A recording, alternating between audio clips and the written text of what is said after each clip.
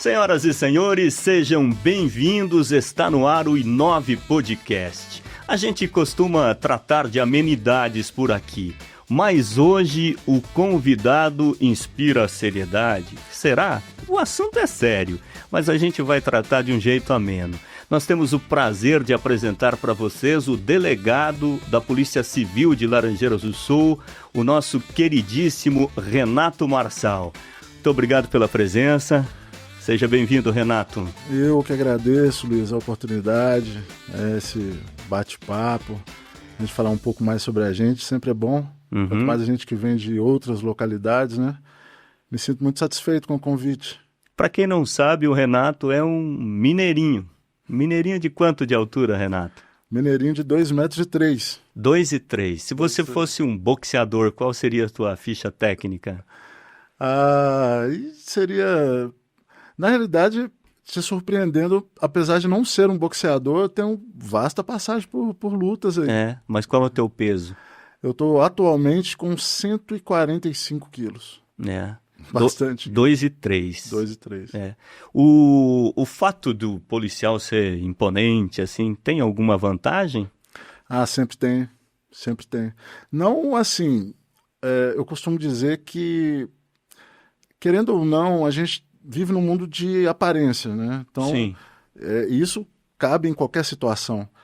Quando uma pessoa, né, às vezes uma pessoa mal intencionada, por exemplo, ele vê ali o cara que, além de ser policial, ele tem 2 metros de altura, ele é forte, realmente tem um respeito a mais. Uma tendência a segurar mais um pouco e falar, opa, ali é um pouco mais complicado.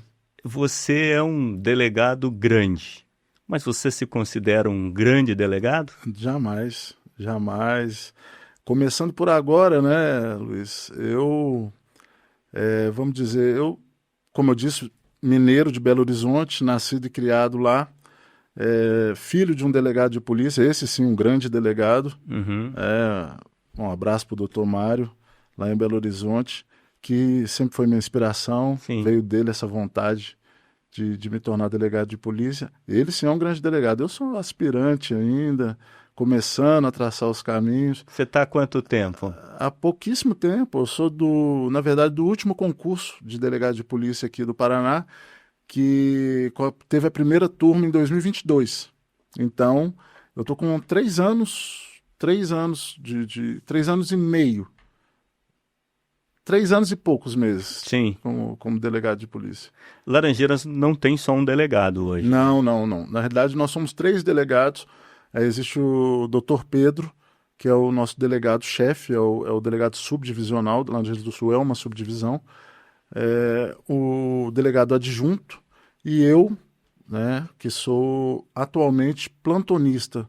Atuo na 12ª Central Regional de Flagrantes. Sim. Que a gente abrange mais de 50 municípios por essa central. Então, assim, chegado aqui por volta de 1 ano e 4 meses, estamos aí, conhecendo gente, tentando fazer um bom trabalho, tá certo, fazendo amizade. Acho que está conseguindo, pelo que a gente ouve por aí. Mas daqui a pouco a gente vai passar essa bola para o nosso telespectador, para eles tirarem a impressão que vão ter de você, né? As pessoas que todo mundo precisa da segurança pública a toda hora. É que a gente não tem um contato direto com o trabalho que vocês... Ele está intrínseco na vida da gente, sim, né? Então, a gente vai conhecer um pouquinho mais da sua capacidade, do seu talento e da sua colocação em Laranjeiras do Sul.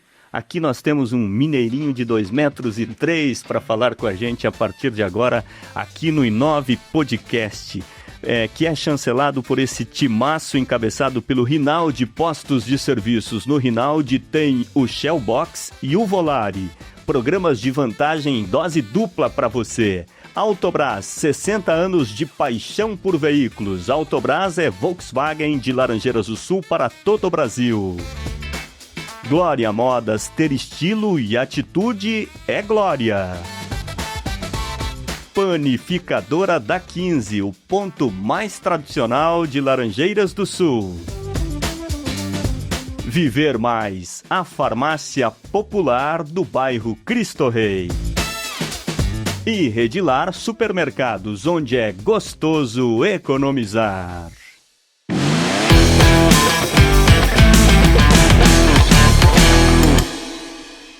Senhoras e senhores, Renato Marçal aqui conosco no Inove Podcast desta segunda-feira para a gente tratar assuntos referentes à segurança pública, não só de Laranjeiras do Sul, mas em toda a região. Ele é um mineiro de Belo Horizonte, está aqui como delegado no Paraná há 3 anos e poucos e em Laranjeiras do Sul há pouco mais de 1 ano. E já coleciona amigos e já está carimbando um bom trabalho na Polícia Civil de Laranjeiras do Sul. As pessoas às vezes não têm noção, né? Não diferenciam DPEM, Polícia Civil, Polícia Militar.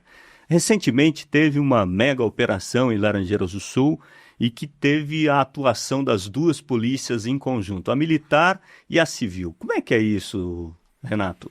É bem interessante a pergunta, Luiz. A gente sabe que é uma coisa que foge muito ao entendimento da maioria das pessoas, né? Sim. E que não tem obrigação nenhuma de entender, posto que não estão nesse tipo de atividade.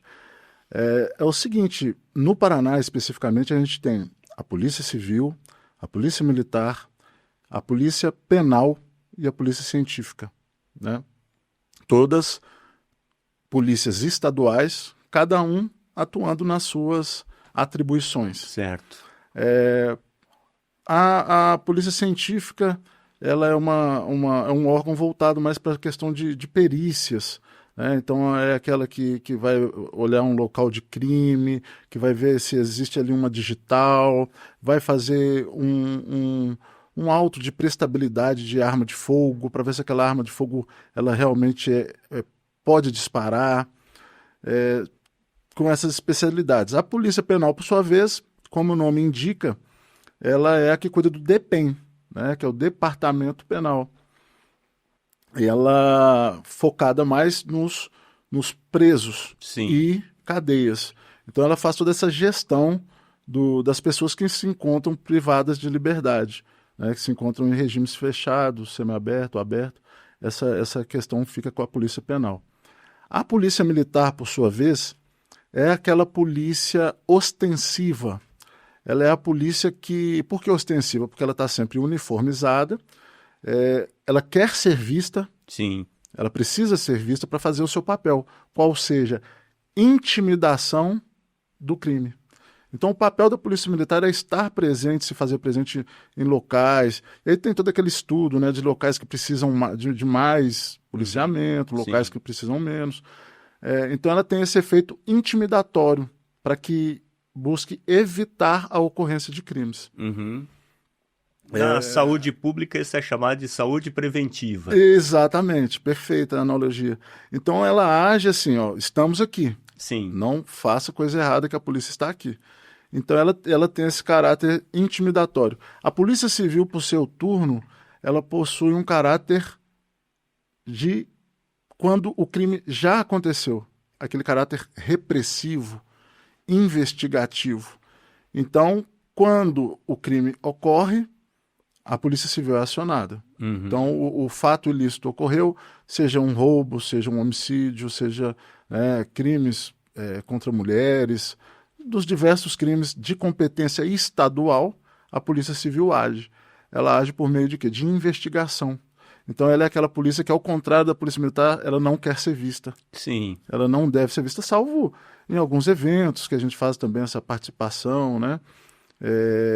Mas a natureza primordial da Polícia Civil é uma natureza investigativa. Ela vai buscar elucidar quem foi, por que fez aquele ato, como fez aquele ato, criando assim o arcabouço que a gente chama de justa causa para subsidiar uma possível ação por parte do Ministério Público. Sim. Então, Maria sofreu alguma lesão por parte de João.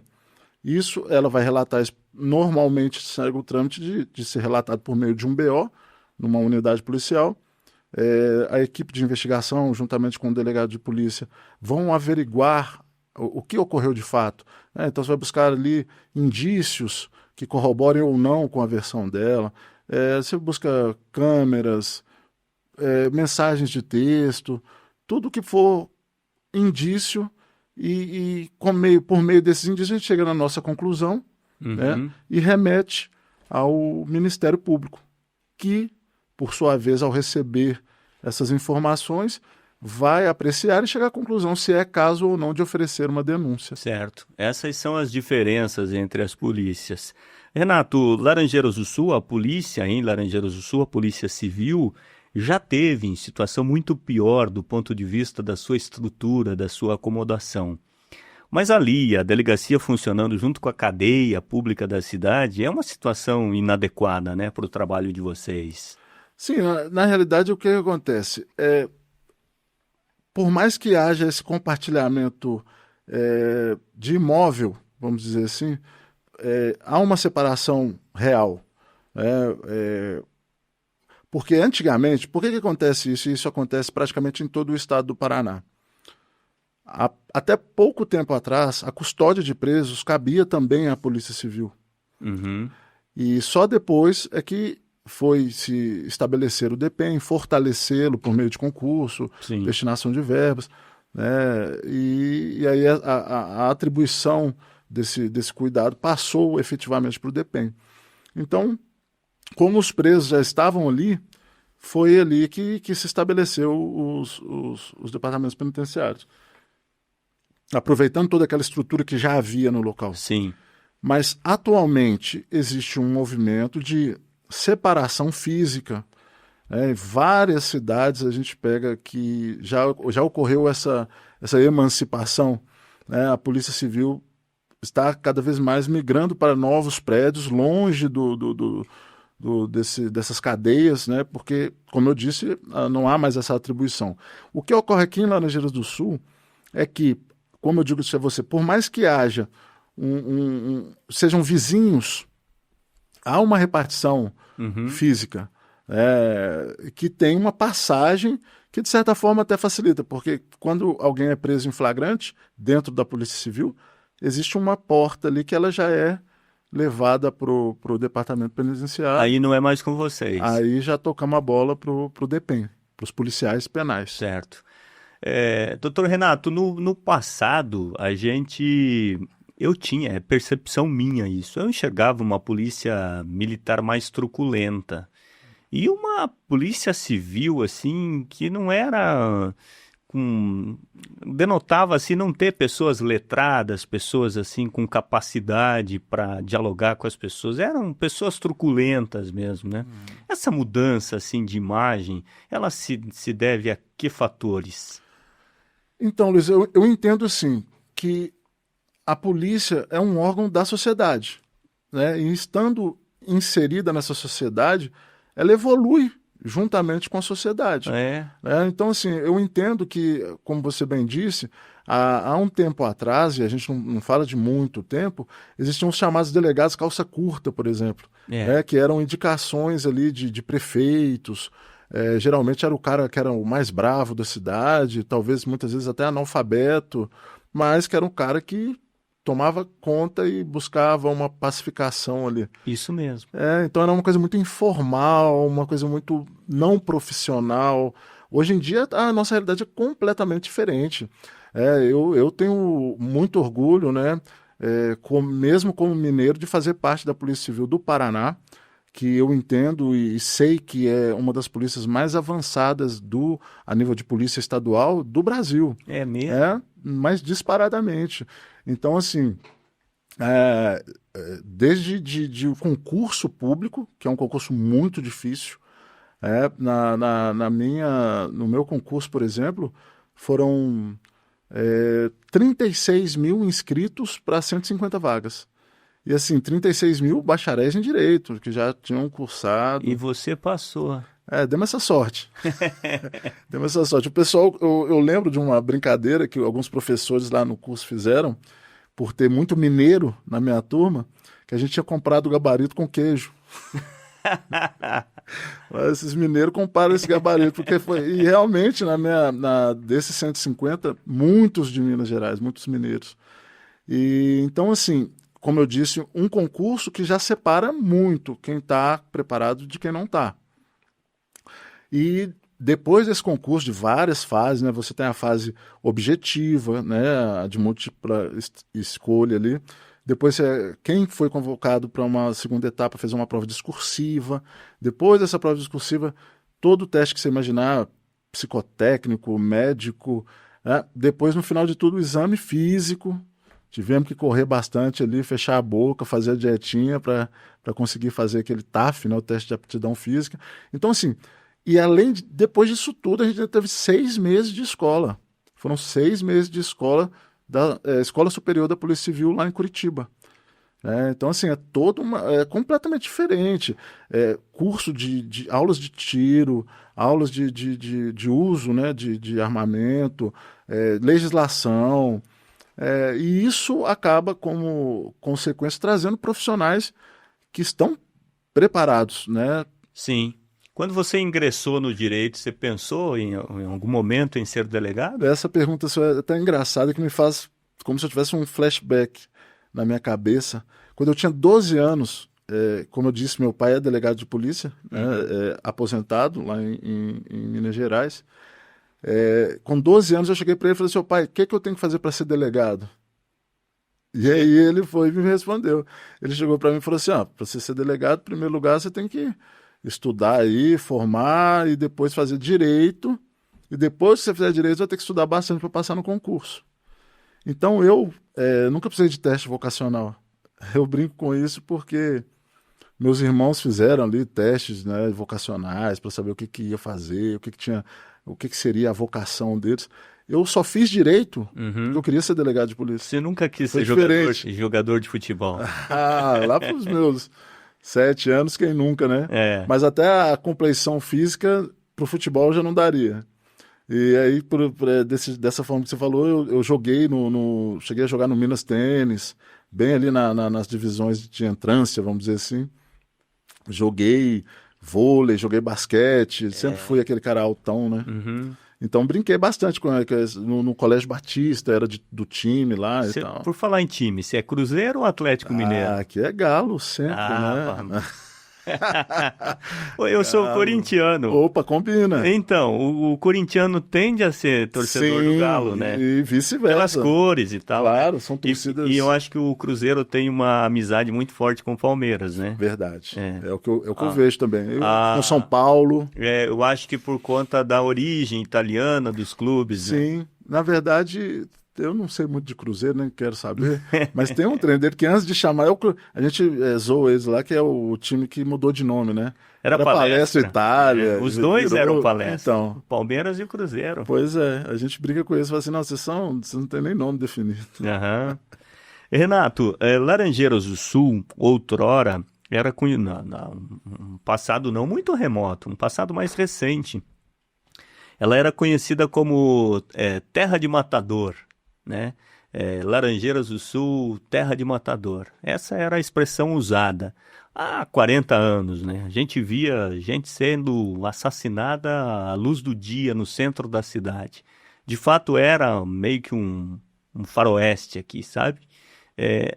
A que você atribui essa mudança de personalidade no aspecto da segurança pública? Eu volto àquele mesmo raciocínio da evolução da polícia.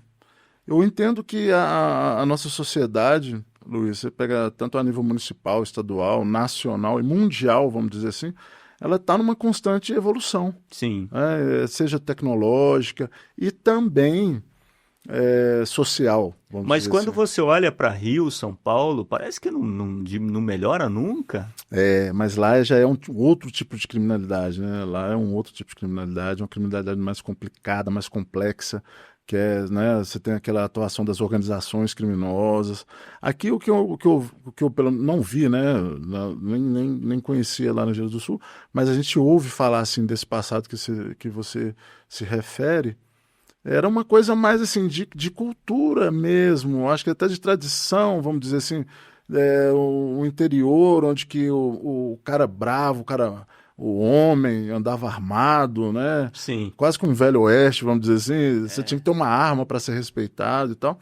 E a gente está em 2025, né, cara? Isso não cabe mais. Não cabe. Não cabe.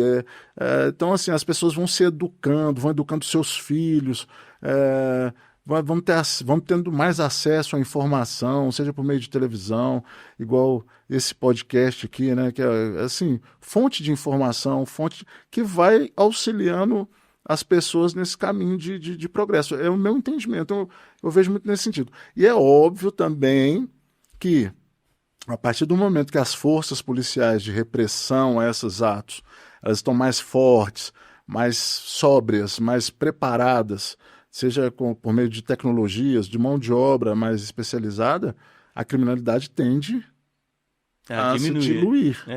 Né? Vou te dar um exemplo. Quando a gente fala de porte ilegal de arma de fogo, né? Que antigamente aqui era comum, durante o ano passado foram bastante flagrantes que a gente fez. Sim. Então, assim, o pessoal começa a ver assim, não dá mais para ficar andando armado. Uhum. Eu vou andar armado, eu vou parar numa blitz, eu vou ser levado para uma delegacia e vou ser preso. Sim. Então, isso tudo começa a condicionar a postura, né? A forma de agir dessa sociedade. Eu entendo mais ou menos por aí. Então, eu ia te perguntar justamente sobre a questão armamentista. Qual é a tua opinião? A gente teve, né, uma revolução? Não. Tivemos uma grita muito forte. Agora, não tem muito tempo atrás, né? Questão política e tal. Uhum. Mas isso à parte, o que você pensa do liberar armas? Olha, eu tenho um posicionamento um pouco diferente de ambos os lados, né? Porque o que eu entendo? Eu, pessoalmente, acredito que a pessoa deve ter o direito de ter uma arma intramuros, que é o conhecido para a gente por posse, né? Então, eu acredito que sim. Obviamente, a pessoa demonstrando ali que não responde a nenhum processo, que não tem, que nunca foi condenado por algum crime, que tem uma ficha boa, vamos dizer assim, Sim. E fazendo ali testes psicotécnicos que mostram que ela tem habilidade, consciência para ter uma arma de fogo. Eu sou a favor de que todas as pessoas tivessem uma arma de fogo no intuito de proteção familiar, dentro de sua casa, né? Mas o porte, eu Sim. sou contra. Pro civil, vamos dizer assim, né? Para a pessoa comum, eu sou contra. Porque aí pode virar o velho oeste que você falou. Exatamente. E aí também, o que acontece? No meu pensamento, é óbvio que tudo a gente acha, né? A gente entende dessa forma. É um exercício de dedução. Exatamente. Eu vejo assim que muitas e muitas situações, se a pessoa tivesse armada, tinha acontecido o pior. De uma discussão de trânsito, às vezes você vê que vira cada coisa, né? E de uma coisa boba. O cara me fechou ali, o outro acelera e corre atrás dele até encontrar com ele no meio do caminho, fecha também, diz barbaridades, às vezes saem ali em luta corporal. Imagina se tivessem armado. Sim. Né? Então ali poderia alvejar o cara que está no carro, e aí pegaria também na filha que está no banco de trás, na esposa. Então, assim, eu entendo que nós não estamos ainda numa maturidade social para se ter uma arma de fogo. Porque, no meu entendimento, aquilo que todo mundo acha que é uma coisa muito boa, né? Uma liberdade ou uma bênção, vamos dizer assim, portar uma arma de fogo, quem realmente porta, nós policiais que portamos, vemos completamente diferente. Sim. É uma responsabilidade muito grande. A posse é em casa, o porte é na cinta, né? Exato. A posse, eu penso assim, você tem a posse, tem um revólver na sua casa, está assistindo televisão ou dormindo, o cara arrebenta a tua porta e entra na tua casa, não dá tempo, você não está esperando o cara, e ele está esperando chegar para te calçar, né? Tem essa forma de pensar. E aí o cara, via de regra, quando chega para assaltar uma casa, ele vai procurar arma, não é isso? Isso assim, é uma forma de pensamento, só que eu entendo também de outra forma. Por exemplo, por mais que ele esteja vindo e você não esteja preparado, você tem uma chance de defesa. Ele não conhece a sua casa como você conhece. Tem isso mesmo. Então, assim, geralmente um ambiente escuro, ele não vai saber, geralmente, a não ser que seja uma pessoa que já esteve ali dentro, né? Ele não sabe qual quarto você está. Então, assim, existem outras questões, por exemplo, de um alarme para chamar sua atenção antes deles Sim, conseguir chegar diretamente a sim. você. Eu penso o seguinte, Luiz, Você aconselharia a posse? eu sou a favor. Eu sou a favor. Você é contra o porte. Eu sou contra o porte, eu sou contra, porque eu acredito, igual eu estou falando, que do lado de fora de casa as pessoas estão sujeitas a muitas situações que poderiam levar a coisas muito indesejadas. Mas às vezes tem um detalhe, né? De fato, o revólver na cinta e uma discussão não dá tempo de repensar. Mas também tem aquela discussão mais contundente, aquela agressão verbal muito forte, ou até agressão física, que o camarada vai até a sua casa buscar a arma. Mas assim, o que eu entendo? É, Nesse momento que ele vai até a casa para buscar a arma, ele vai ter um tempo para pensar. É, Ele vai ter um tempo para pensar, será que eu vou fazer isso mesmo? Vamos dizer, aquele sangue quente do momento, ele vai conseguir respirar um pouco. E muitas vezes ele vai chegar em casa e vai falar, cara, deixa isso para lá, não vale a pena. ele vai pensar no filho, na mulher, né? Ele vai ter esse tempo para pensar. É. Se ele vai utilizar bem, eu não sei, mas ele vai ter o tempo. Diferentemente dele já tá com aquela arma na cintura ali. Fazendo uma outra analogia ao futebol, antigamente o árbitro apitava com o apito na boca e hoje ele precisa segurar o apito na mão, porque aquele átimo de segundo sobre a decisão que ele vai tomar muda tudo. Eu entendo assim. Não, mas vai ter muita gente que mesmo assim vai chegar em casa e vai falar, eu acho que já diminui o, O índice. o índice. E essa pessoa que mesmo indo até a casa resolve pegar a arma, voltar ao local, então ali eu já entendo que ele está assumindo o risco ali de produzir um resultado, né, e que eu entendo, e a própria jurisprudência entende, que ele já não vai estar mais abarcado, por exemplo, por uma legítima defesa.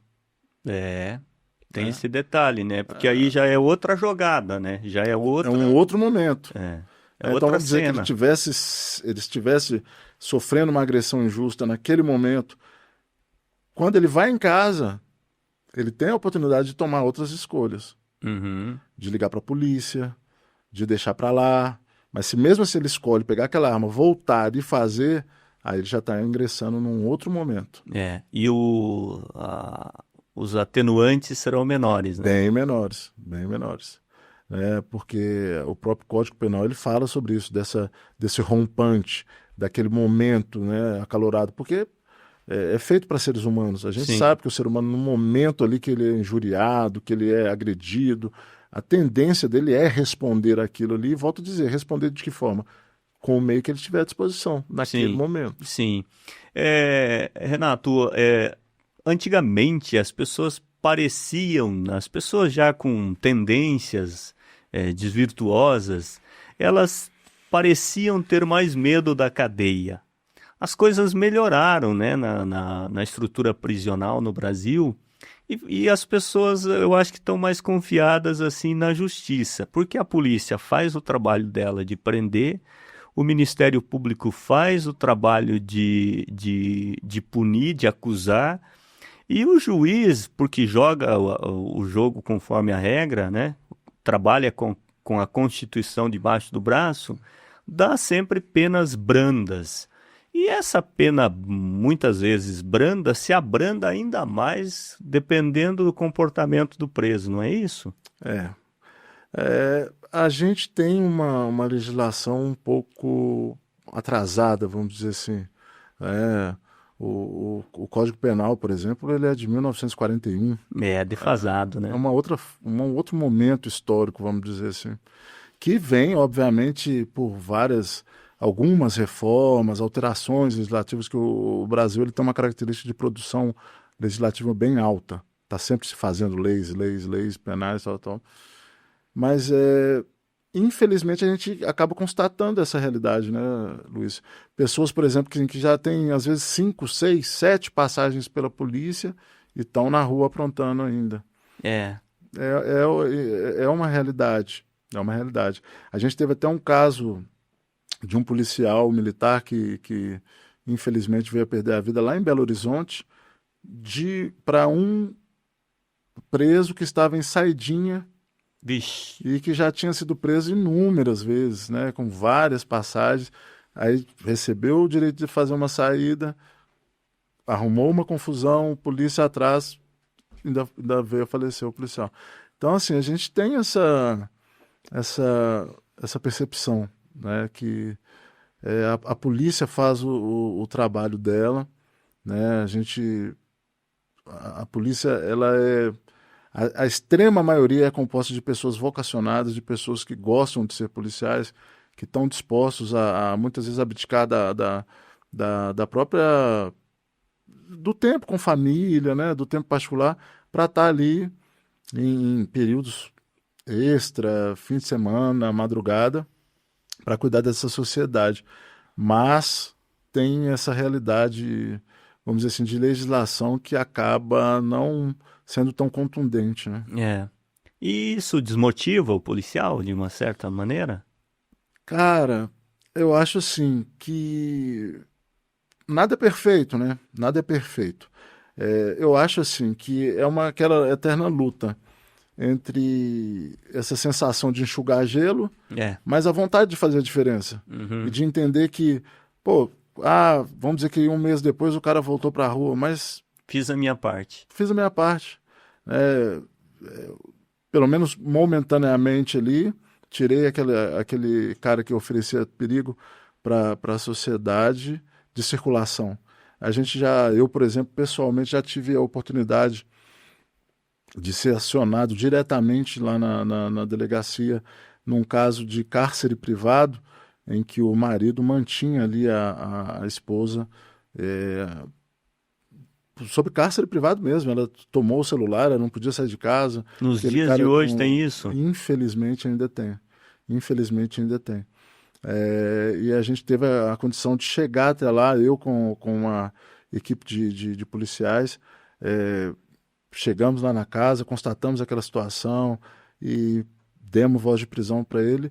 Então, assim, o que eu quero dizer, e aquela mulher especificamente, ela precisava dessa nossa ação, que por mais que ele ficou pouco tempo preso, foi o tempo que ela precisava para juntar as coisas dela e voltar para a família que ela tinha em outro estado, salvo engano, Espírito Santo. Mas isso é uma coisa boa. É o que eu falo, que Sim, a gente se sente bem. sim. Tiramos ela daquela situação ali de emergência, que ela estava sendo agredida, estava machucada, né? E ela teve a oportunidade, pela nossa intervenção, de buscar outro rumo para a vida dela. Sim. O Renato, o policial de hoje, né, o agente de segurança de hoje, ele tem mais sensibilidade no trato com o ser humano, né? Por conta de poder ter podido tirar aquela máscara, né? Aquela armadura, né? Hoje o policial é mais da caneta e menos da arma, né? Antigamente era só arma, arma. Tem a gente não, né, que tinha dificuldade intelectual mesmo. Uhum. E eu acho que isso produziu uma polícia mais próxima do cidadão. Outro dia eu vi, não policial, mas socorristas, num acidente aqui no Paraná, em que um garoto de 6 anos perdeu a vida. Ele não tinha aula porque era dia do professor, foi no dia 15 de outubro passado. Ele pegou carona com o pai dele, caminhoneiro, para fazer uma viagem curta, e o pai dele acertou a traseira de um outro caminhão e o menino ficou preso nas ferragens e os socorristas ficaram horas e horas. Aquilo me tocou. E aí, Renato, quando eu vi a cena, quando o menino morreu, que eles não conseguiram retirar eles da ferragem, o choro, a comoção de homens assim com brações tais quais os seus. A polícia está mais sensível, né, para as questões humanas, né? Com certeza. E mais uma vez eu vou bater naquela tecla, que eu também entendo isso como um fator de evolução social. Porque o policial, ele é um ser humano. Sim, Né? Ele é um ser humano, ele é um filho, sim, ele é um pai, ele é um irmão, ele tem o seu núcleo familiar, ele é uma pessoa que, além de ser policial, ele treina, ele tem sua fé, ele sente medo, é, né? Mas antes eu acho que não podia expressar muito isso tudo. Mas eu acho que vem também daquela questão do machismo também, né? É. Que o homem não chora, que o homem... então, se o homem não chora, imagina um homem policial, né? Que não pode Aham. chorar mesmo, né? Tinha Então, que ser um uma robô, rocha. né? É. E a gente sabe que isso aí tornou o quê? Gerou muitos casos de uma tristeza em não se poder pôr para fora esse É. sentimento. Porque o sentimento havia, Sim, só não era posto para fora. sim. Você já viveu alguma situação assim de que você se comoveu? Cara, já vivi algumas. E na minha antiga lotação, que antes de eu vir para Laranjeiras do Sul, eu fui delegado, a primeira lotação em Luanda. Luanda faz parte da subdivisão de Paranavaí, Sim. ali para o noroeste, né, do Noroeste. estado. Uhum. E uma das cidades que faziam parte da comarca de Luanda chamava Querência do Norte. Conheço Querência do Norte. E esse fato ocorreu lá. Eu lembro que eu estava no final do expediente, já preparando para ir embora, e a gente foi acionado pelo secretário por um secretário municipal de Querência, dizendo que 2 crianças haviam se perdido. E você que já esteve em Querência do Norte, você sabe que ali 95% é zona rural. Sim. E mata. E eu falei assim, cara, deslocamos, peguei uma equipe e já fomos direto para lá. Chegamos lá por volta de umas 7 horas e fomos começar a entender o que poderia ter acontecido. Em determinado momento a gente conversou com a mãe, né? Olha, a gente estava aqui assim. Aí eu fui para tal lugar, eu fui estender roupa. Na hora que eu olhei para trás, eles já não estavam mais lá. E era um casal de primos. A menina, salvo engano, tinha 8, 10 anos e o menino com 6. E aí a gente indo atrás e tentando levantar e levantando possibilidades, investigando se algum ex-namorado, se alguém poderia... A gente tem que trabalhar com todas as hipóteses. Enquanto tinham equipes fazendo buscas, outras equipes levantando possibilidades. Se alguém teria passado, poderiam ter pegado aqueles meninos assim.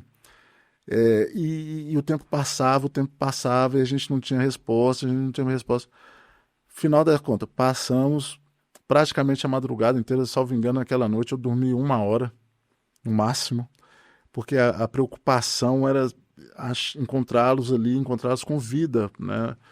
E ali, no outro dia, e a gente fez muito frio durante a madrugada, muito frio, e tudo isso corroborava para a gente ficar pensando o que está acontecendo com essas crianças e tal. Mas graças a Deus, cara, isso chegou até a passar no G1, onde passou nos 3 canais de televisão no ano passado. A gente conseguiu localizar as crianças que estavam dentro de um tanque. Elas desceram para brincar, porque sabe aqueles tanques que ficam com lona em volta? Sim. Elas desceram para brincar ali como se fosse uma piscina e não conseguiram voltar, porque escorregava a lateral. Era lona. E aí já estava Defesa Social, Corpo de Bombeiro, Polícia Civil, Polícia Militar, a gente fazendo um cerco, um cinturão, tal. E graças a Deus eu estava no momento que a gente encontrou as crianças, conseguimos pegar, um já estava com quase hipotermia, Sim. e correndo para o hospital, graças a Deus resolvemos. E qual foi a sensação? Nossa, primeiro eu fui conhecer do inferno para o céu, né? Porque durante a madrugada inteira eu só pensava e infelizmente passa tudo quanto é coisa na cabeça da gente. Será que esses meninos estão... O que pode ter acontecido, né? Algum mal intencionado pegou, o que pode estar fazendo? Então, assim, muito medo de não dar um desfecho final. Mas quando veio aquele desfecho final, cara, eu fiquei assim... em êxtase. Foi o momento que mais Quando marcante? eu vi aquelas crianças assim, eu não conseguia parar de chorar. De olhar assim lá dentro, ver e a menina, ô tio, e assim, eu fiquei sem reação, só de vê-los ali, vê-los vivos e agradecer a Deus demais. É uma coisa que eu acho que eu nunca vou esquecer na minha vida, de olhar assim e encontrar eles lá embaixo daquele lugar. Que linda essa história. Foi o fato que mais te marcou. Até hoje, sim. Eu espero que não tenha nenhum para me marcar mais do que isso, não, porque... É que criança Cara, mexe demais, não, né? mexe muito, né, cara? Mexe muito, mexe muito. E aí você vê uma mãe desesperada do seu lado e ela sabe, assim, que a confiança que ela está depositando em você, acha meu filho, por favor. E a gente conseguir, foi muito bom. Foi muito bom. Eu imagino. Foi muito bom. São duas coisas que eu não esqueço. A felicidade que eu tive quando a gente encontrou, mas também tudo de ruim que eu senti enquanto não a encontrava. Essa Sim. também foi muito. Angústia e Nossa, tal. medo, né? Vai saber, encontra a criança mais de alguma forma. Nossa, Dilacerada, nossa né? senhora. Eu acho que, graças a Deus, eu acho que Deus me ajudou muito naquilo ali, porque dependendo do desfecho, eu não estava aqui mais, não. Eu acho que eu já tinha pedido para voltar para Belo Horizonte e focar numa padaria.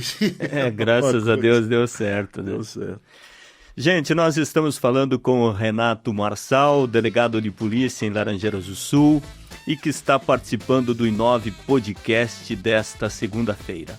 O Inove Podcast é assinado pelo Rinaldi Postos de Serviços. No Rinaldi tem o Shellbox e o Volare, programas de vantagem em dobro para você. O Volare é exclusivo do Rinaldi. Ainda Autobrás, Volkswagen de Laranjeiras do Sul para todo o Brasil. Autobrás, 60 anos de paixão por veículos. Glória Modas, ter estilo e atitude é glória. Inove Podcast assinado pela Panificadora da 15. Pane da 15, o ponto mais tradicional de Laranjeiras do Sul. Viver Mais, a farmácia popular do bairro Cristo Rei. E Redilar Supermercados, onde é gostoso economizar. Inove Podcast com o delegado de polícia de Laranjeiras do Sul, o Renato Marçal, que está conosco nesta segunda-feira, falando de segurança pública em Laranjeiras do Sul, falando sobre sua trajetória profissional e também sobre a evolução da sociedade no âmbito da segurança, do comportamento, a vida social que evoluiu de um modo geral no Brasil e aqui no Paraná em especial. Renato, o que você aprendeu na faculdade que não se aplica na prática? O que eu aprendi na faculdade que não se aplica na prática? Tem alguma coisa assim, puxa, Praticamente tudo. no front é totalmente diferente. Praticamente tudo.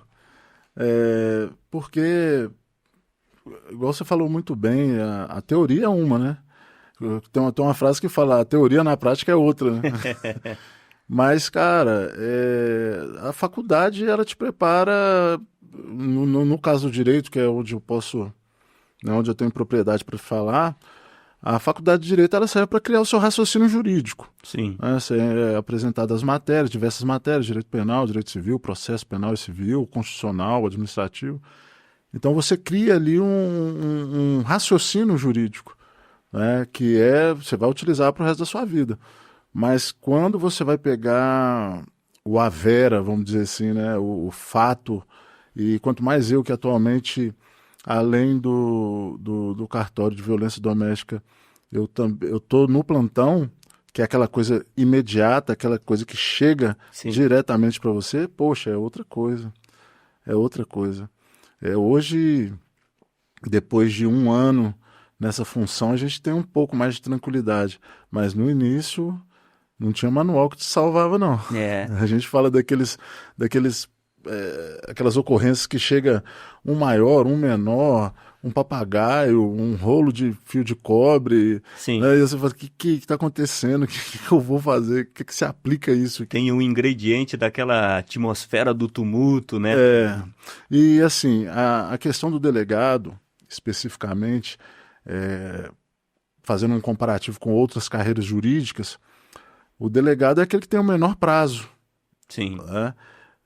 Porque chega para você ali, você está num plantão, chega 3 horas da madrugada, uma ocorrência que às vezes tem menor de idade, mulher, idoso, e você tem que dar uma resposta imediata para aquilo. Você não tem prazo de 5 dias, né? Prazo de 30 dias, né? Conforme o processo penal Sim. estabelece para outras carreiras. Você tem que decidir ali em minutos, né? Vai prender ou não vai? Vai prender pelo quê? O que está acontecendo aí? É, então, assim, é um exercício bem, bem forte. Você não tem uma carreira longa, né? Como você falava, você tem pouco tempo na estrada, 3 anos, né? Você já consegue decifrar olhando na pessoa, deve, não deve? Cara, é legal você falar sobre isso porque, assim, depende. Depende de quê? Da pessoa.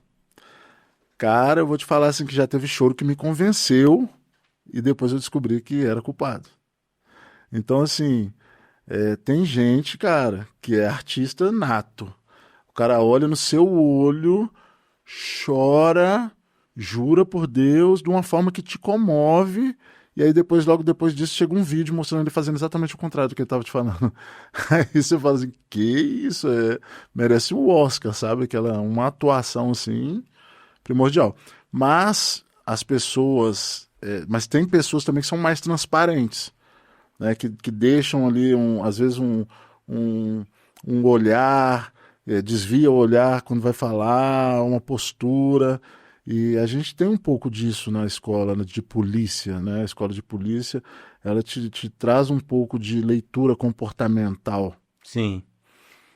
Qual que é o crime que mais mexe com o cotidiano da delegacia de polícia? Cara, infelizmente, em pleno 2025, ainda é a violência contra a mulher. É mesmo. Ainda é. Mesmo com uma legislação tão severa. Mesmo com a legislação tão severa. Porque, assim, é, voltando naquele tópico que a gente fala da questão de evolução da sociedade, né? Eu acho que isso tudo é muito recente. Como assim recente? Isso é uma luta, né? A luta feminista, e já tem décadas e tal. Mas eu falo recente a nível de sociedade, né? Não existem gerações que passaram já por essa para determinar-se uma evolução social. Então, infelizmente, a gente ainda vê muito disso. O homem que se acha dono da mulher, o homem que vê a mulher como objeto, das situações mais esdrúxulas que você pode imaginar. De chegar a caso, por exemplo, assim, do cara ter agredido a esposa porque chegou em casa e a janta estava fria. Você tá brincando. É assim, e é com tristeza que eu faço essa narrativa, né, essa constatação, porque eu falo, cara, nós estamos em 2025, não é possível ainda que ainda tenha um ser humano que se ache dono de outro ser humano simplesmente porque ele é homem e o outro ser humano é mulher. Sim. Mas, infelizmente, é uma realidade. Eu estou para te falar que, a nível de plantão, de flagrante, se você pegasse uma média de 10 ocorrências, pelo menos 7 vão ser violência doméstica. 70%. É muito um Mas índice muito alto. É muito. De toda forma que você imaginar. Né? De ameaça, a agressão propriamente dita, né? A agressão física, e infelizmente até casos de feminicídio mesmo. E isso em todas as camadas sociais? Ou a É, mais baixa é mais a gente, contundente? a gente tem essa ocorrência em todas as camadas sociais, né? Porque acho que isso está mais a ver com o ser humano do que com qualquer outro tipo de fator. Mas a gente percebe que a chegada dessa ocorrência na delegacia ocorre em famílias ali mais simples.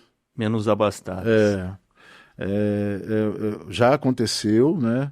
E já não foi uma, duas ou três vezes, mas em comparação é bem mais nas famílias mais simples ali. Sim. Renato, antes a gente chegou a tocar no assunto, né? É uma recente operação das polícias para desmantelar o tráfico de drogas em Laranjeiras do Sul. A gente, obviamente, não vai entrar em detalhes disso, mas eu gostaria que você falasse quais são os reflexos do tráfico ou do uso de drogas para outros crimes. A droga abre porta para outros crimes? Os reflexos são vários, Luiz. São vários. Por quê? Ele tem o tráfico de drogas, né? Ele gera crimes orbitais, vamos dizer assim. Por quê? Porque geralmente o usuário, em algum momento, ele vai roubar para usar droga, né? Então a gente tem casos conhecidos aí de pessoas até bem abastadas que chegou num determinado momento que tinha perdido tudo. Uhum. E quando ele perde tudo, o que ele vai fazer? Ele vai praticar um pequeno furto. O cara não nasceu para roubar, mas ele se vê obrigado a roubar. Que entra a questão da dependência química, né? Então, assim, usufruindo desse espaço, né, dessa voz me concedida por você, eu costumo dizer o seguinte: fuja desse tipo de experiência, né? A gente, graças a Deus, eu tenho dado palestras em escolas, e sempre que a gente vai tocar nessa questão de drogas, a gente fala o seguinte: qual que é o grande perigo da droga? Você não sabe como o seu organismo vai responder a determinada substância.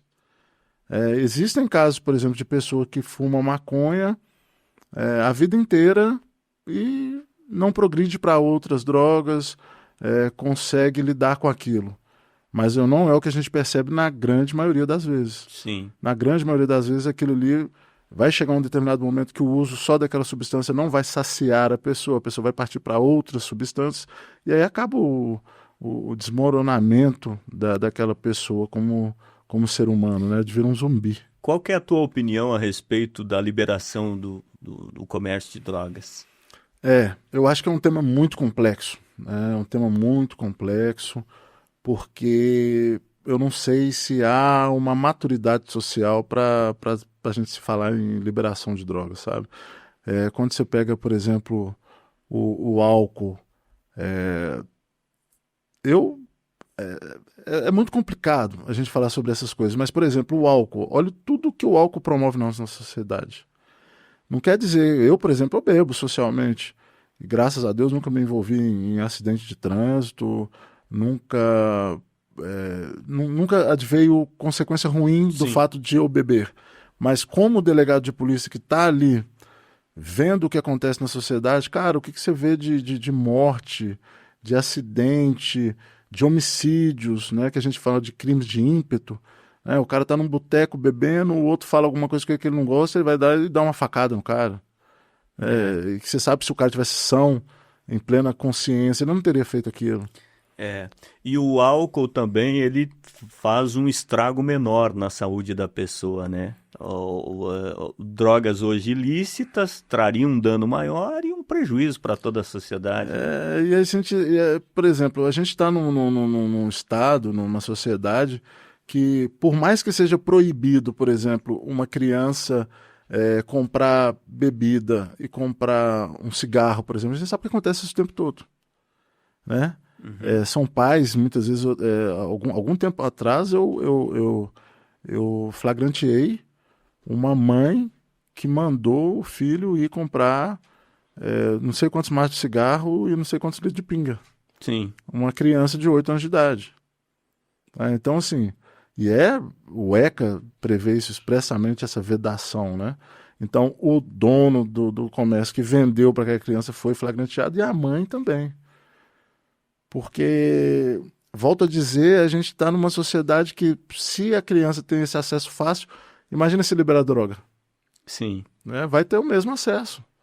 E, como você bem disse, gerando ali problemas bem maiores ainda, a nível de vício, de violência, de toda uma situação que, cara, é igual eu falo, pra quê? Quem que ganha com isso? Sim.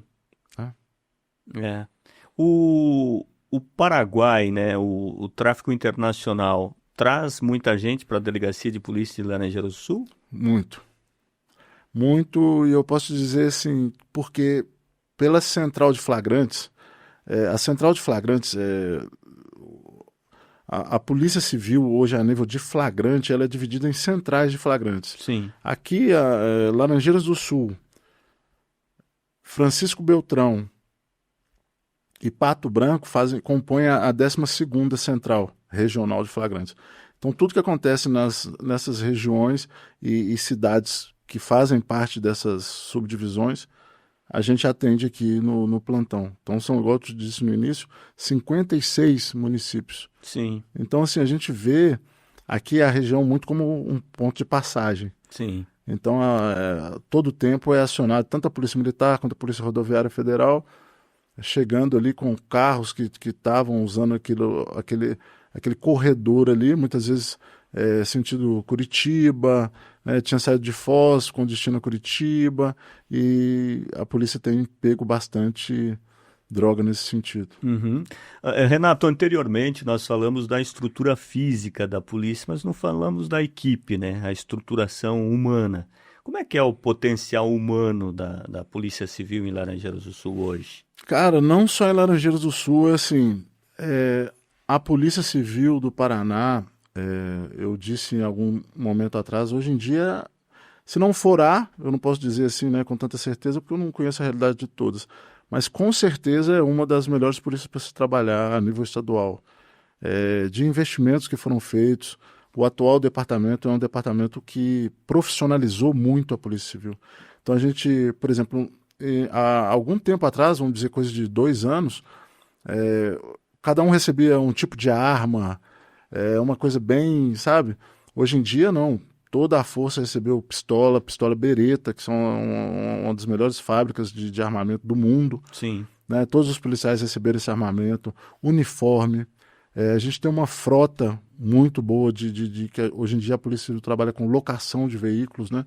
Então, não tem mais aquela viatura velha que você deve se lembrar, aquela Paraty. Sim. Encostada na porta de uma delegacia que tinha que chamar todo mundo para ver se aquilo funcionava. Uhum. Hoje em dia modernizou muito, profissionalizou. Uma viatura dá um problema, você chega ali, liga para a locadora, ela vai e troca para você. Né? Então, assim, fruto desse profissionalismo que o atual departamento trouxe para a Polícia Civil, você pega, como você perguntou, as pessoas que estão ali estão bem mais profissionais. Você pega o agente de polícia, que é a atual nomenclatura, né, agente de polícia judiciária, ele é um servidor com nível superior. Então a estrutura hoje em dia não existe novos policiais civis sem curso superior. Sim, isso é excelente. Né? Sim, então assim, e você pega uma riqueza muito grande, porque você tem ali tanto do profissional de educação física, a um químico, um cara que fez física, um cara que fez matemática, contabilidade, direito. Você tem vários agentes também que são formados em direito, porque o direito ele só é pré-requisito para o cargo de delegado. Então, qualquer outro curso superior você pode ingressar como agente de polícia. Mas você pega, agentes de polícia, assim, inteligentíssimos. Eu tive a oportunidade de trabalhar com uma agente de polícia agora, nome Carla. Ela atuou comigo aqui até o meio desse ano. No meio desse ano ela foi transferida, pediu remoção para mais perto da casa dela, lá para perto de Jacarezinho. Sim. Ela tem família em Londrina, para ela ficava melhor. Mas assim, ela é uma agente de polícia judiciária doutoranda. Uhum. Doutoranda. Então, assim, de uma qualidade que vários assuntos eu pedi a opinião dela para me auxiliar naquele ali, que ela tinha muito mais propriedade para falar sobre aquilo do que eu como delegado. E por falar nela, Carla, né? Uhum. Por falar na Carla, o que você pensa da presença cada vez mais contundente e numerosa da mulher na polícia? Eu acho excelente. Eu acho excelente, sem falsa demagogia, porque eu penso que a polícia, principalmente a Polícia Civil, é um espaço muito plural. Sim. Você tem espaço para vários tipos de pessoas diferentes. Tem aquele cara que é um mais burocrático, que gosta mais do papel que eu falo hoje em dia é tudo sistema, né? Sim. Hoje quase não tem papel mais. Mas você tem aquele, um cara bem nerdinho, por exemplo, de óculos, fundo de garrafa, que o cara fala, esse cara é polícia. Tem espaço para ele lá. Mas porque se remete àquilo que você falou, aquela visão policialesca de outrora. Aquele cara bruto que batia e fechava a cara. Não, hoje em dia esse policial de óculos, ele faz uma investigação virtual, por exemplo, que ele descobre tudo que ele quer, né? Então, o cara que domina a informática, por exemplo, você tem, por exemplo, no Ciber, que é o núcleo de crimes que investiga esses crimes que ocorrem em ambiente virtual, tal. E, assim, volto a dizer, tem espaço para todo mundo. Tem para o cara que é mais operacional, o cara que é mais burocrático, o cara que é mais teórico. Você tem espaço para todo mundo na Polícia Civil. Sim. Renato, antes você falou dos veículos locados. Esses veículos a gente não vê na rua, eles são descaracterizados. Exatamente. Como eu te disse no início, quando a gente traçou aqui as diferenças entre Polícia Civil e Polícia Militar, a Polícia Civil é aquela polícia que ela quer não ser vista. Então, por exemplo, como você deu o exemplo ali de operações que acontecem, né, o tempo inteiro no Paraná, e são várias operações acontecendo, e fruto desse investimento e dessa capacitação que a polícia recebeu, a Polícia Civil, muitas vezes, ela está numa moto. Ela está numa moto descaracterizada, ela está num golzinho, ela está numa caminhonete. Então, são vários tipos de viaturas que a gente possui, em sua grande maioria descaracterizadas, porque a Polícia Civil só usa caracterizada quando geralmente é para deflagrar a operação. O dia a dia de levantamento de informações, campanas, né, quando você está ali paradinho ali, às vezes até parece um caminhão de leite e é a polícia filmando tudo, né? Que barato isso. É bem divertido, vamos dizer assim, Sim. essa parte de investigação, né? Você tem policiais aqui, cara, os caras fazem milagre, né? Os caras são muito dedicados. Renato, você tocou sutilmente aqui na questão virtual, os crimes virtuais. A internet, apesar da história do Marco Civil, etc., ainda é uma terra meio que sem lei, né? Como é que você vê isso? Cara, na verdade, cada vez menos. Cada vez menos. Então a gente tem grandes, volto a dizer para você, a gente tem delegacias especializadas aqui no Paraná, né, de combate a esses crimes que são perpetrados por meio da internet, rede de computadores, e cada vez tem-se maior resultado e efetividade nessas investigações. Sim. Né? Então, por exemplo, aquela coisa do cara achar que ele vai fazer um perfil fake ali, seja em qualquer rede social, e vai falar o que quiser e pronto, acabou, ninguém vai saber, isso aí já caiu por terra. Né? Você tem ali profissionais especializados e material, computadores de última geração, que você consegue rapidamente levantar qual IP que aquele cara fez, aquela conta fake, e já chega na casa dele. Na hora que ele estava achando que ele estava passando batido, a intimação já está lá na porta da casa dele. Quer dizer que se eu fizer um fakezinho, dá ruim? Se fizer o fake, provavelmente ele não fique muito tempo fake. Rapidamente a gente está conseguindo... E assim, de uma forma muito boa, né, Luiz? Porque durante muito tempo, por exemplo, crianças e adolescentes sofriam chamado cyberbullying, né, com contas falsas ali que postavam fotos de intimidades, difamavam, e isso está cada vez mais caindo por terra. O nível de elucidação, seja por injúria, difamação, agressões feitas por meio da internet não estão vigorando, não. Está sendo bem achado e bem rápido. Eu acho que tem uma linha ainda muito tênue entre a liberdade de expressão e esse rigor um pouco mais necessário para fiscalizar essa, entre aspas, liberdade que as pessoas têm, você não acha? Eu sou do pensamento que eu gosto muito de uma frase que fala o seguinte, que liberdade de expressão não é liberdade de agressão. As pessoas têm que entender que a gente vive em sociedade, cara. E numa sociedade civilizada, o meu direito termina onde começa o seu. Eu tenho a liberdade de falar o que eu penso, sim. Mas eu não tenho a liberdade de falar o que eu penso se a partir daquele momento eu estou agredindo alguém. Eu vejo muito por esse viés. É a tal da empatia, vamos dizer assim, né?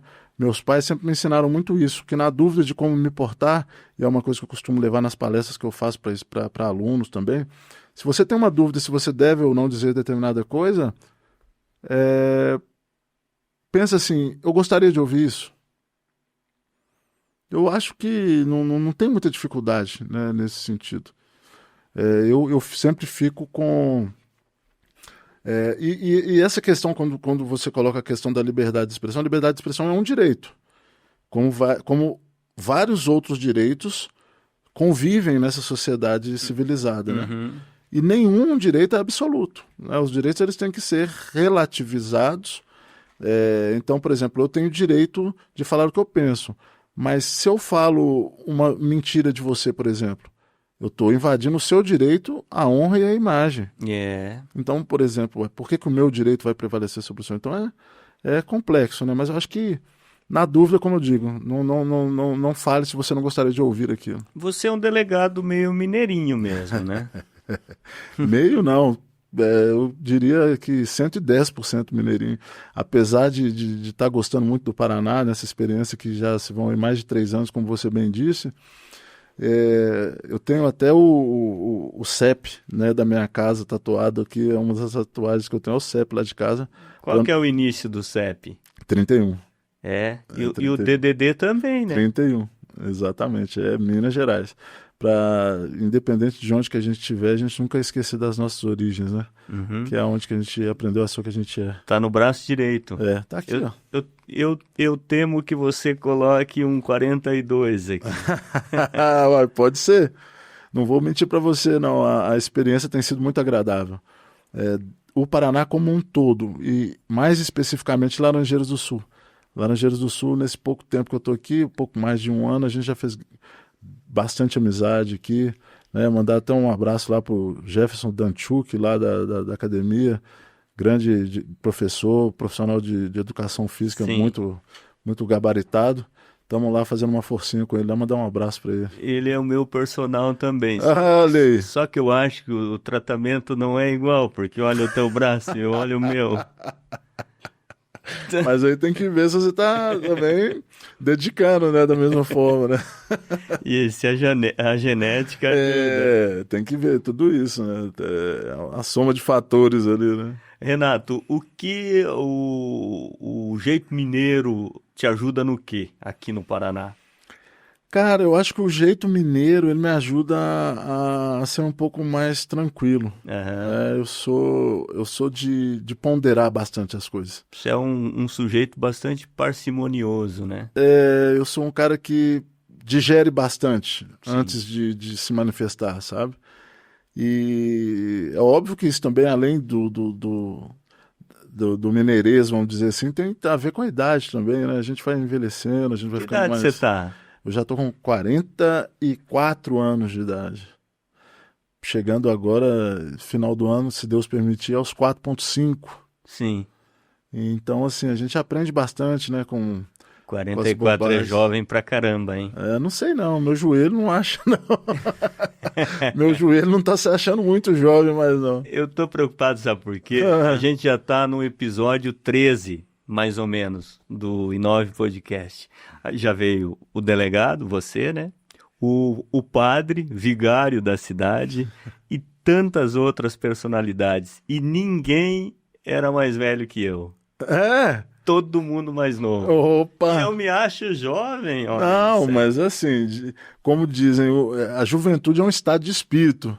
Não tem a ver com idade, não tem a ver com cronologia, não. Sinta-se jovem e eternamente jovem serás. Eu acho que você é um guerreiro, porque você saiu de Belo Horizonte, onde o povo é animado e aberto um com o outro, né? E foi para Curitiba, não foi? Sim. Você passou por Curitiba, Sim. Que é completamente diferente, né? Complicado, hein, cara? Você tocou num ponto aí complicado. O clima de Curitiba já diz tudo, né? Eu acho que as pessoas de Curitiba acompanham um pouco, né, o clima, aquela pessoa mais fechada. Mas tem isso, sabia? Eu acho que sim. Sim.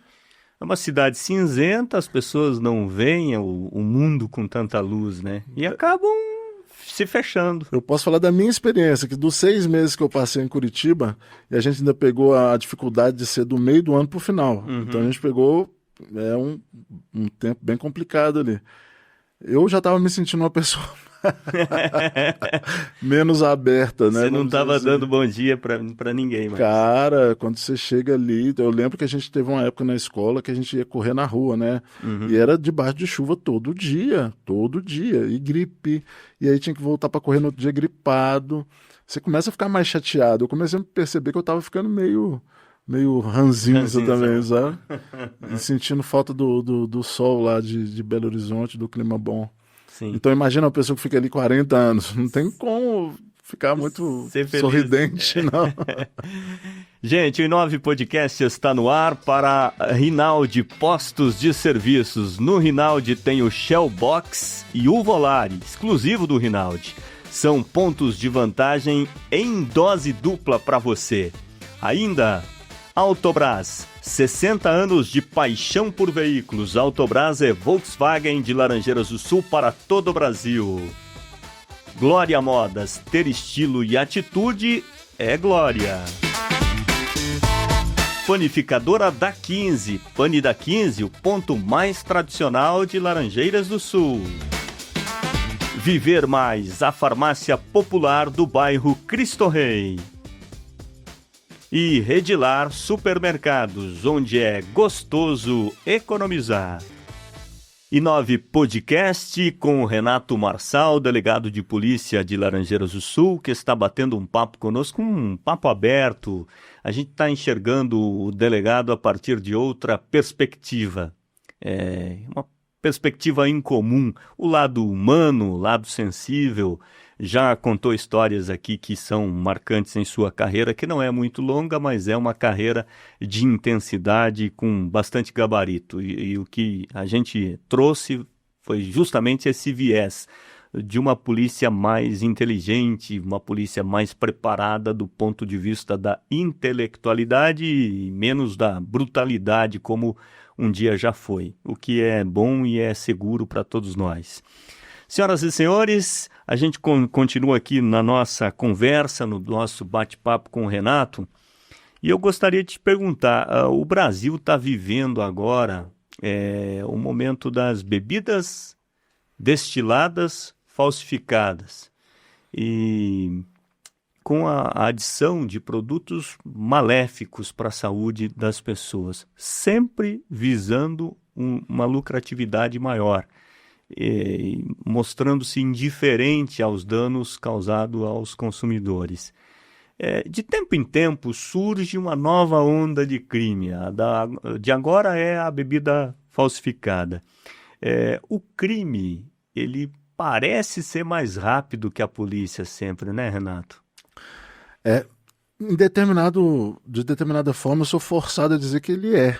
Né? Por quê? A atividade criminosa, ela está sempre buscando novas formas de se oferir lucro, né? E a tristeza disso é que a gente tem visto aí sem o menor escrúpulo, né? Seja a custa de vida, de vista, né? Pessoas aí ficando cegas, pessoas morrendo, pessoas ficando com sequelas aí para o resto da vida, simplesmente para o criminoso buscar lucro. Né, sem o menor escrúpulo. Então, assim, a atividade criminosa, ela surge. E, a partir do momento que ela surge, ela demanda de uma adaptação por parte da polícia para entender aquele fenômeno criminal e se preparar para a resposta. Né? Então, é por isso que passa essa sensação de que a polícia está sempre um pouco atrás. Que o bandido sai de fato na frente, né? É porque, como ele cria aquela nova modalidade, vamos pensar assim... O jogo é dele. Então assim, o primeiro furto da humanidade, por exemplo, né, alguém chegou e pensou, cara, eu não vou conquistar isso aqui pelo meu esforço, eu vou tomar de quem conquistou. Aquilo não existia até naquele momento, né? Então aquele ato ali, ele teve que ser entendido e absorvido pelas, né, traçando uma coisa bem exemplar, né, vamos dizer, pela força estatal da época, para entender aquilo como um ilícito e se preparar para resolver aquela situação. Então, por exemplo, hoje, você está tendo aí até bastante cursos, por exemplo, destinados a agentes policiais para identificar uma bebida mais tida como adulterada, né? Porque, volto a dizer, aquela manifestação ocorreu, o Estado entende aquilo e começa a se preparar para que aquilo não vigore. E aí quando a sensação que se tem muitas vezes é que quando a gente consegue acertar esse ponteiro, surge uma nova modalidade. Mas o bom é assim, como você disse muito bem, atualmente a nossa polícia é uma polícia extremamente científica, ela é uma polícia técnica, é uma polícia que se prepara cada vez mais. Então, surge um novo desafio, pode ter certeza que rapidamente a gente vai estar apto a lidar com ele. Você é um homem de fé, Renato? Bastante. Isso ajuda a atividade policial? Eu acho que não ajuda, eu acho que é essencial. Eu não imagino, para mim, eu não consigo me imaginar fazendo o que eu faço se eu não tivesse muita fé. E entender, assim, acreditar que existe algo acima de nós, que rege todas as coisas e que nada acontece sem a ciência e permissão desse ser. Sim. Então é a ele que é nele que eu coloco a minha vida. Então eu sinto, porque eu penso assim, a pessoa que não tem fé, que não acredita em algo superior, é uma vida muito triste, né? Você imaginar que será tudo é acaso, tudo é sorte, tudo é azar. Eu sou daquele tipo que prefere acreditar que tudo tem que ser da forma que é. E você acredita na justiça divina? Com certeza, com certeza. Eu acho que a única justiça perfeita, né? Porque vem de um ser que é onipresente, onisciente, que não vê só o fato, ele vê o coração das pessoas, né, e as intenções, a alma. Então eu acredito que ali reside a verdadeira justiça. A justiça dos homens é falha, porque parte do próprio homem que é falho também. Sim, e um pouco morosa ainda, né? Infelizmente, porque também é assim, acaba privilegiando pessoas que não deveriam ser privilegiadas em determinado momento. Mas a gente tem que entender que todo esse arcabouço burocrático, jurídico, os procedimentos que devem ser seguidos, eles são frutos de uma civilização. A gente não pode simplesmente... porque pode parecer, por exemplo, isso aqui privilegia o bandido. Mas imagina...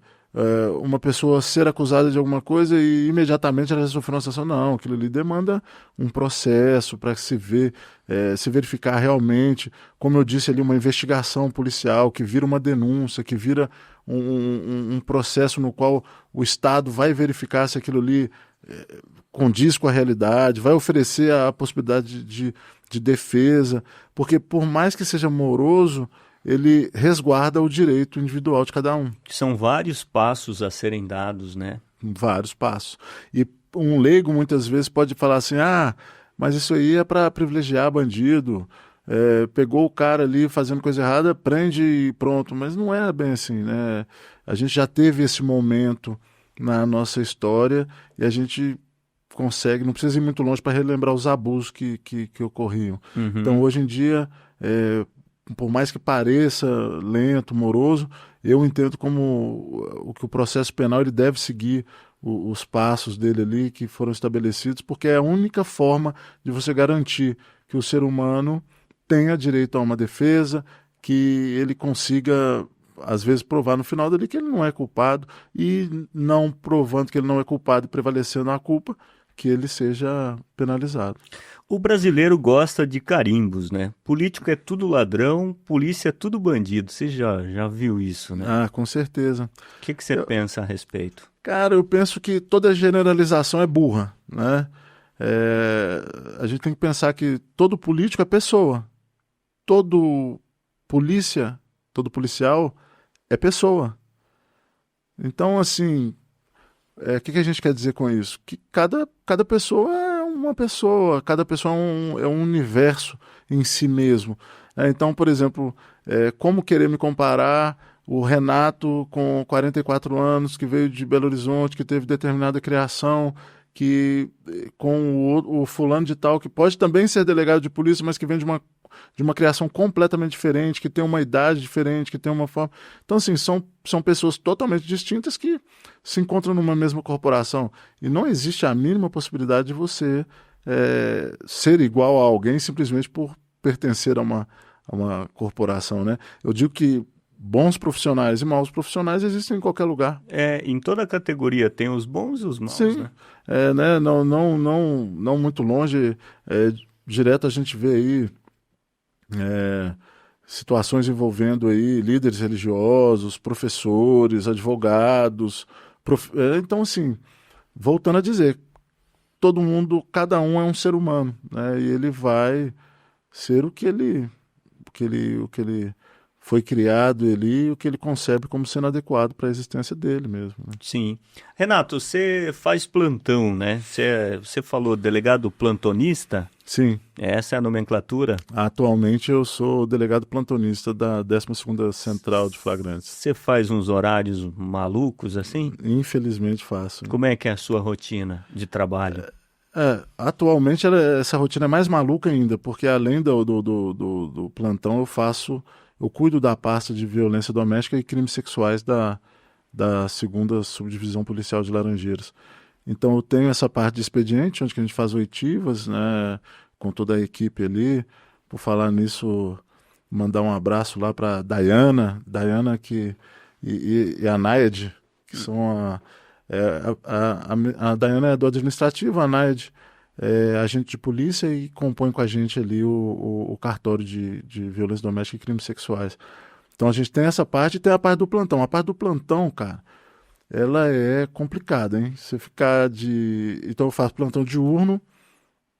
Geralmente é assim, ó. Eu faço o plantão diurno de 7h30 às 19h30. Uhum. Folgo 24 horas, ou seja, no outro dia eu já pego à noite. Então eu pego de 19h30 às 7h30 do outro dia. Uhum. E folgo ali, tenho uma folga ali de 3 dias mais ou menos. E muda o desempenho da madrugada pro dia? Mas muito, né? Muito, muito, muito. Eu costumo falar que uma hora que você não está lembrando nem seu nome mais, né? E os plantões noturnos geralmente são os mais pegados, né? Porque a tendência dos crimes, elas são... A tendência é que aconteçam mais no período noturno, exatamente. Igual a gente falou muito sobre a questão de violência doméstica e tal, são coisas que costumam acontecer ali num momento mais de repouso domiciliar. E assim, cara, é complicado. Eu acho que eu já estou ficando velho para essa situação já. É uma rotina desregrada. Mas muito. E é imprevisível, né? A gente pega, por exemplo, às vezes você pensa assim, olha, o sábado costuma dar mais problema, mas o costuma não quer dizer que vai dar. O meu último plantão, bem pegado, foi de uma segunda para terça. Todo mundo pensa que não vai dar muita coisa. 13 ocorrências durante a madrugada. Uhum. Então, assim... Chega uma hora que você não está nem lembrando do seu nome mais e tem que se virar. Se vira nos 30 e vai chegando, e você vai fazendo, lutando para manter o olho aberto. Às vezes levanta, vai lá, passa uma água no rosto, dá um gole no café e segue em frente. E um dia você tem que dormir de dia e no outro à noite. Exatamente. E o tal do, acho que é ciclo circadiano que se fala, né? Sim, e aí a saúde... Explodiu. Porque o que acontece? Em vez de fazer dessa forma que você falou, de dormir um dia de dia, outro dia de noite, você não dorme hora nenhuma mais. Seu corpo não entende. Não entende que tá... Quando você está de folga e deita, seu olho fica assim. Quando você está trabalhando e não pode dormir, aí vem o sono. Então fica essa gangorra ali, louca. São fusos horários dentro do mesmo fuso. Exatamente. Renato, quero fazer um pinga-fogo com você aqui, um ping-pong. Vamos tentar. Eu abro aqui um ditado e você completa. Vamos tentar. Gostaria que você completasse as seguintes frases. Bandido bom é bandido... Não existe, né? Bandido bom é bandido inexistente. Ladrão que rouba ladrão... Vai compartilhar a cela com o primeiro ladrão. Vamos preso junto. Boa. Arma, já que puxou... Eu... acho que já que puxou, guarde de novo, né? Vamos tentar sempre evitar o disparo. Quem com ferro fere, Vai responder por lesão corporal, né? Depender da situação, até é gravíssima. quem não deve, Não paga? cadeia foi feita pra... Essa aí dizem que foi feita para homem, mas eu sou forçado a dizer que, como homem, não quero experimentar isso, não. Para você ela não serve. Não. E geralmente quem entra lá achando que foi feita para homem sai com outra percepção. Para finalizar, Laranjeiras do Sul é... Uma cidade ótima para se viver e fazer amigos. Está vivendo bem, fazendo bons amigos? Graças a Deus. E espero que continuemos seguindo em frente aí bastante. Sim. Gente, esse foi o Renato Marçal, delegado de polícia de Laranjeiras do Sul, que bateu um papo conosco aqui no Inove Podcast. Eu espero que você tenha gostado, Renato, da nossa conversa. Adorei, Luiz, e agradeço, né? Mais uma vez agradeço a oportunidade de estar aqui presente. Eu acho que é sempre uma experiência muito prazerosa, a oportunidade da gente se mostrar um pouco mais, de uma forma mais humanizada, né? Eu acho que as pessoas pensam assim, delegado de polícia como se a gente fosse um extraterrestre, um robô, mas lembrando que não tem nada disso não, todo mundo aqui é ser humano, seja policial, seja comunicador, né? Aqui tem um ser humano. Sim. Gente, o Renato mostrou-se por uma outra perspectiva, por um outro ângulo para a população de Laranjeiras do Sul e de toda a região, porque você é delegado não só de Laranjeiras do Sul, né? Na realidade eu sou delegado de polícia do Paraná. Sim, mas atua não só em Laranjeiras do Sul. Não, são 56 municípios, então Pois até é. Barracão a gente chega. Sim, então. Tá aí esse delegado que atua em boa parte do Paraná, bateu um papo conosco. Renato, brigadão, tá? Fica com Deus. Prazerão, Luiz. Conta com a gente. Um abração. Tchau, gente.